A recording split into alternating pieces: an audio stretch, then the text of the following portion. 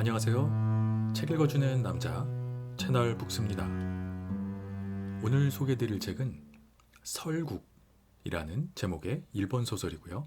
저자는 가와바타 야스나리입니다. 자기 나라가 아닌 다른 나라의 문학을 이해하기가 어려운 이유 중에 하나는 아무래도 언어 때문일 겁니다. 자신의 언어가 아닌 다른 나라의 언어로 쓰인 원작을 번역하여 읽는다고 해도 그 원작의 언어가 가지고 있는 문학적인 느낌을 고스란히 완벽하게 담아서 옮기는 것에는 한계가 있기 마련입니다. 거기에 더해서 또 한 가지는 문화적인 배경의 차이가 아닐까 싶습니다.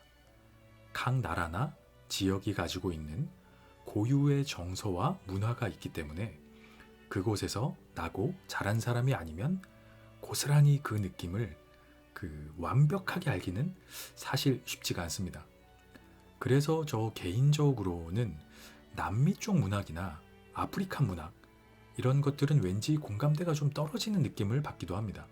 아무래도 그들의 전통과 문화가 낯설기 때문에 소설 속에 묘사된 어떤 분위기와 정서, 느낌 이런 것들이 완전하게 전해지지 않는 경우가 많이 있습니다. 그렇게 생각하면 아시아권 문학인 중국, 일본 문학은 그에 비해서는 나은 편이다, 공감대가 많이 있다 라고 볼 수도 있을 것 같습니다. 특히 일본의 문학을 읽다 보면 확실히 일본은 우리와는 참 멀고도 가까운 나라구나 하는 생각이 많이 듭니다. 이 소설 설국은 일본의 정서가 가득 담긴 서정적인 문학입니다. 이 소설 설국은 이런 문장으로 시작됩니다. 국경의 긴 터널을 빠져나오자 눈의 고장이었다. 밤의 바닥이 하얘졌다. 이 소설 자체만큼이나 유명한 소설의 첫 문장입니다. 몇 번을 다시 읽어봐도 참 멋있는 문장이다 라는 생각이 듭니다. 그리고 이 첫 문장을 읽으면서 동남아나 남미, 아프리카의 독자들이 이 문장을 읽으면 정서적으로 얼마나 와닿을까 하는 생각이 들었습니다. 비슷한 지역에 살고 있는 우리는 이게 얼마나 아름다운 장면인지 바로 머릿속에 영상이 떠오릅니다. 추운 겨울날 눈이 쌓인 하얗게 쌓인 들판을 가로지르며 나아가는 기차여행, 그리고 캄캄한 터널을 한참을 지나서 빠져나오자마자 한밤중이지만 달빛에 반사된 새하얀 눈의 세상이 눈앞에 확 펼쳐집니다. 새까만 밤하늘과 맞닿은 새하얀 세상, 여기에 밤의 밑바닥이 하얘졌다 라는 절묘한 표현을 쓰고 있습니다. 이 소설 설국은 이렇게 제목처럼 눈의 고장인 나카타현의 한 온천 마을을 배경으로 하는 그런 아름다운 이야기입니다. 사실 어떻게 보면 이렇다 할 만한 큰 사건이 없는 소설이기도 합니다. 그저 물려받은 유산으로 적당히 여행을 다니면서 글을 쓰는 주인공 시마무라, 그리고 눈의 고장인 한 시골 온천 마을에서 만난 게이샤 고마코, 그 가운데 또 묘한 인연으로 고마코와 시마무라 근처에 나타나는 소녀 요코, 이 세 사람의 아주 묘한 감정 변화와 서사가 새하얀 설국을 배경으로 서정적으로 흘러가는 이야기다, 이렇게 정의해 볼 수 있을 것 같습니다. 요 세 사람이 등장하는 부분의 본문을 발췌해서 읽어봐 드리겠습니다. 요코가 이 집에 있다고 생각하니 시마무라는 고마코를 부르기가 왠지 꺼려졌다. 고마코의 애정은 그를 향한 것이었음에도 불구하고 이를 아름다운 헛수고인 양 생각하는 그 자신이 지닌 허무가 있었다. 하지만 오히려 그럴수록 고마코의 살아가려는 생명력이 벌거벗은 맨살로 직접 와닿았다. 그는 고마코가 가여웠고 동시에 자신도 애처로워졌다. 이러한 모습을 꿰뚫어보는 빛을 닮은 눈이 요코에게 있을 것 같아 시마무라는 이 여자에게도 마음이 끌렸다. 네, 이런 부분이 있습니다. 시마무라의 심리를 묘사하고 있는 건데, 코마코와 요코, 그 두 여인을 두고 생각하는 마음을 묘사한 그런 부분입니다. 이 주인공 시마무라는 도쿄에 살고 있고 부모가 물려준 유산으로 적당히 여행을 다니면서 가끔 글을 쓰는 정도 외에는 뭐 딱히 특별히 일이 없는 무의도식하는 그런 사람입니다. 그러다가 우연히 들른 한 시골 마을의 온천장에서 고마코를 알게 되고 애정을 느끼면서 가끔 그 온천장을 찾게 됩니다. 반면에 고마코는 이렇게 만난 시마무라에게 아주 깊은 애정을 느낍니다. 하지만 자신의 이런 감정을 헛수고야 라고 치부해버리는 시마무라에게 또 괴로움을 느낍니다. 자신을 찾아오면 주변 사람들이 모두 다 알 정도로 막 들떠서 시마무라에 대한 감정이 드러나지만 그런 너무나 일방적인 감정이 괴로워서 또 시마무라한테 빨리 도쿄로 돌아가라고 막 갈팡질팡합니다. 왔을 때는 너무 좋은데 또 나만 혼자 이러지. 그러고 빨리 가버리라고도 하고 뭐 이런 상황입니다. 뭐 내내 시마무라를 기다리고만 있었는데 막상 시마무라를 만나면 금세 또 자신의 가족이 있는 도쿄로 돌아갈 것을 이미 알고 있어서 더 괴로운 고마코입니다. 그리고 그 마을에는 요코라는 어린 소녀가 있습니다. 이 고마코와도 묘한 신경전을 벌이는 그런 여인인데 시마무라는 그런 순수함과 열정이 또 매력적으로 느껴집니다. 이렇게 이 세 사람은 계속 만나고 헤어지고 부딪히고 감정을 나누면서 묘하게 복잡한 감정을 가지게 됩니다. 방금 얘기 드린 그 부분을 본문 중에서 찾아서 읽어봐 드리겠습니다. 힘들어요. 당신은 이제 도쿄로 돌아가세요. 힘들어요. 고마코는 고타스 위에 얼굴을 묻었다. 힘들다는 건 여행자에게 깊이 빠져버릴 것만 같은 불안감 때문일까? 아니면 이럴 때 꾹 참고 견뎌야 하는 안타까움 때문일까? 여자의 마음이 여기까지 깊어졌나 보다 하고 시마무라는 한참 동안 말이 없었다. 그만 돌아가세요. 실은 내일 돌아갈까 생각 중이야. 어머, 어째서 돌아가려는 거죠? 고마코는 눈이 번쩍 뜨인 듯 얼굴을 들었다. 내가 계속 있어봤자 당신을 어떻게 해줄 수도 없잖아. 멍하니 시마무라를 쳐다보다 갑자기 격한 어조로 그게 틀렸어요. 당신은 그게 틀렸다고요. 하고 애타는 표정으로 일어나 느닷없이 시마무라의 몸에 매달려 몸부림치다가 여기까지 읽겠습니다. 이런 상황입니다. 너무 좋아하는데 금방 돌아갈 걸 알기 때문에 또 너무 괴로운 그런 고마코의 심정입니다. 이 소설 설국의 주요 스토리는 사실 어떻게 보면 이게 다입니다. 무언가 큰 사건도 명확하게 흘러가는 그런 기승전결도 없습니다. 그런데 읽고 있으면 무언가 몸이 간질간질해지는 묘한 소설이다. 이렇게 설명드리고 싶습니다. 인간의 어떤 미묘한 감정과 사랑, 욕망, 질투, 시기, 그리움, 좌절, 시련, 허무, 또 열정, 뜨거움, 후회, 갈등과 같은 정말 수많은 감정들이 끊임없이 느껴집니다.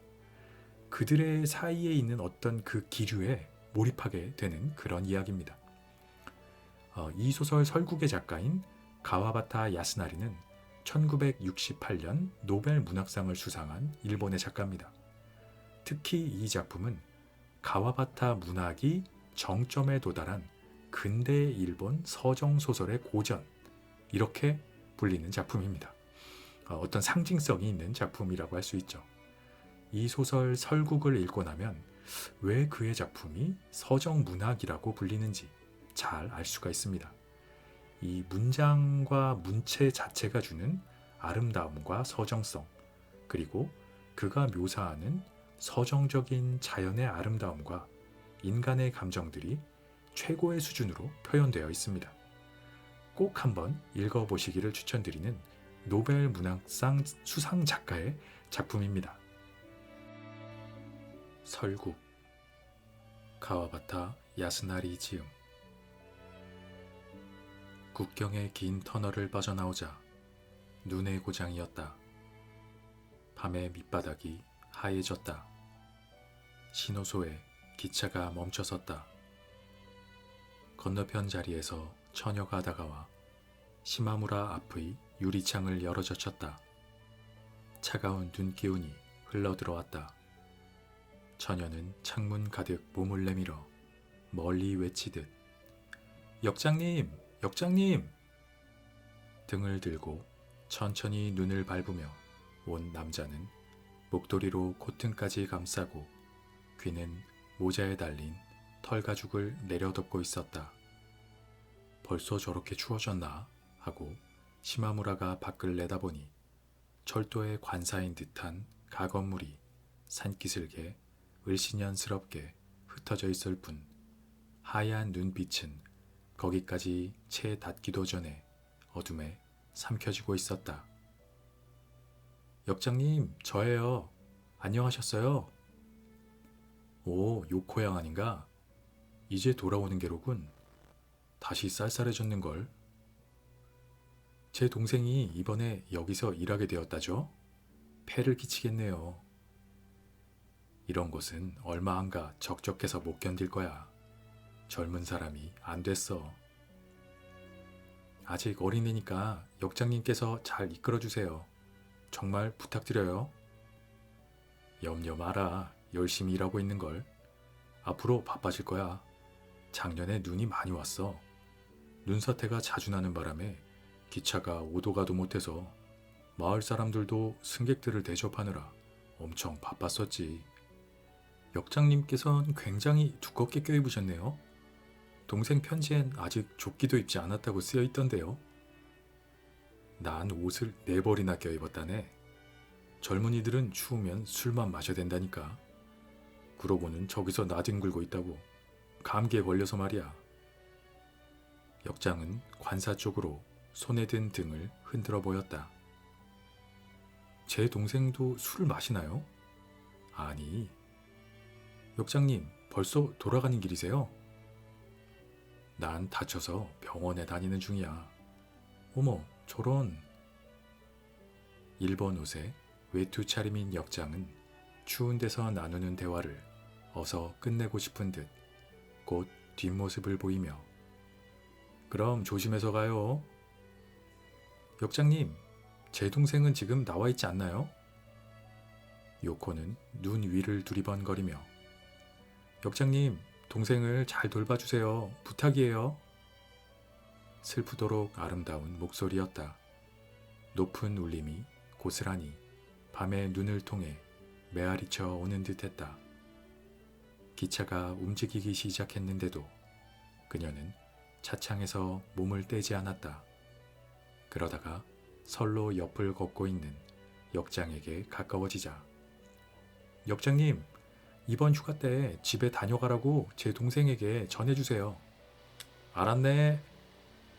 역장이 목청을 높였다. 요코는 창문을 닫고 발그레해진 볼에 두 손을 갖다 댔다. 제설차를 3대나 갖추고 눈을 기다리는 국경의 산이었다. 터널 남북으로 눈사태를 알리는 전기 통보선이 연결되었다. 제설 인부 총인원 5,000명에 소방대 청년단 총인원 2,000명의 출동 준비가 이미 갖추어졌다. 이처럼 머지않아 눈에 파묻히게 될 철도 신호소에서 요코라는 처녀의 동생이 올겨울부터 근무하고 있다는 걸 알게 되자 시마무라는 한층 그녀에게 흥미를 돋우었다. 그러나 여기서 처녀라 함은 시마무라에게 그렇게 보였다는 것일 뿐 동행한 남자가 그녀와 어떤 사이인지 시마무라로서는 알 리가 없었다. 두 사람의 동작은 부부인 듯 보이긴 했지만 남자는 틀림없는 환자였다.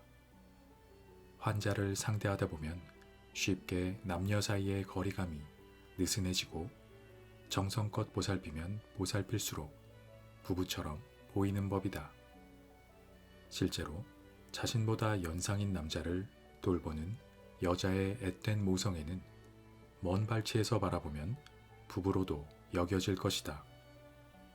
시마무라는 그녀 한 사람만을 따로 떼어서 그 모습이 전하는 느낌만으로 멋대로 처녀일 거라고 단정했을 뿐이었다. 하지만 여기에는 그가 처녀를 이상한 눈으로 너무나 뚫어지게 지켜본 나머지 그 자신의 감상이 다분히 보태어진 것인지도 모른다.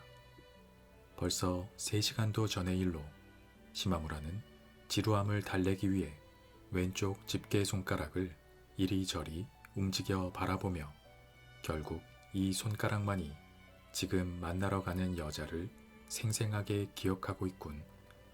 좀 더 선명하게 떠올리려고 조바심 치면 칠수록 붙잡을 길 없이 희미해지는 불확실한 기억 속에서 이 손가락만은 여자의 감촉으로 여전히 젖은 채 자신을 먼데 있는 여자에게로 끌어당기는 것 같군 하고 신기하게 생각하면서 코에 대고 냄새를 맡아보기도 하고 있다가 문득 그 손가락으로 유리창에 선을 긋자 거기에 여자의 한쪽 눈이 또렷이 떠오르는 것이었다.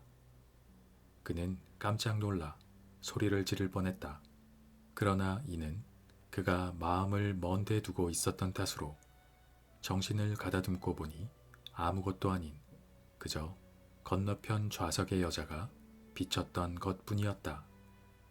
밖은 땅거미가 깔려있고 기차 안은 불이 밝혀져 있다. 그래서 유리창이 거울이 된다. 하지만 스팀의 온기에 유리가 완전히 수증기로 젖어 있어 손가락으로 닦을 때까지 그 거울은 없었다. 처녀의 한쪽 눈만은 참으로 기묘하게 아름다웠으나 시마무라는 얼굴을 창에 갖다 대더니 마치 해질녘의 풍경을 내다보려는 여행자인 양 재빨리 표정을 바꾸어 손바닥으로 유리를 문질렀다. 처녀는 가슴을 약간 기울여 앞에 누워있는 남자를 한결같이 내려다보고 있었다. 어깨에 힘이 들어간 것으로 봐서 다소 매서워 보이는 눈조차 깜빡이지 않을 정도로 진지한 자세임을 알 수 있었다. 남자는 창 쪽으로 머리를 두고 처녀 옆으로 다리를 구부려 올려놓고 있었다. 3등 객차다. 시마무라의 바로 옆이 아니라 한 줄 앞 맞은편 좌석이었으므로 모로 누운 남자의 얼굴은 귀 언저리까지만 거울에 비쳤다. 처녀는 시마무라와 마침 비스듬히 마주하고 있어서 직접 볼 수도 있었지만 그들이 기차에 올라탔을 때 뭔가 서늘하게 찌르는 듯한 처녀의 아름다움에 놀라 눈을 내리깐 순간 처녀의 손을 꼭 잡은 남자의 파리하고 누런 손이 보이는 바람에 시마무라는 2번 다시 그쪽으로 눈을 주어서는 안 될 것 같은 느낌이 들었다. 거울 속 남자의 안색은 이제 그저 처녀의 가슴 언저리를 보고 있어 편안하다는 듯 차분했다. 허약한 체격이 허약하나마 부드러운 조화를 띠고 있었다. 목도리를 베개 삼아 깔고 그걸 코밑까지 끌어당겨 입을 꼭 덮고는 다시 위로 드러난 볼까지 감싸 일종의 볼사계처럼 되었다. 그것이 더러 헐거워지거나 코를 덮어버리거나 하면 남자가 눈을 채 깜빡이기도 전에 처녀는 나긋한 손길로 고쳐주었다. 지켜보는 시마무라가 초조해질 만큼 몇 번이고 똑같은 동작을 2사람은 무심히 반복하고 있었다. 또 남자의 발을 덮은 외투의 자락이 간혹 벌어져 흘러내릴 때도 처녀는 곧바로 알아차리고 매만져 주었다. 이 모든 게 참으로 자연스러웠다. 이렇듯 거리감을 잊은 채 두 사람은 끝없이 먼 길을 가는 사람들처럼 생각될 정도였다. 그 때문에 시마무라는 슬픔을 보고 있다는 괴로움은 없이 꿈의 요수를 바라보는 듯한 느낌이었다. 신기한 거울 속에서 벌어진 일이었기 때문일 것이다.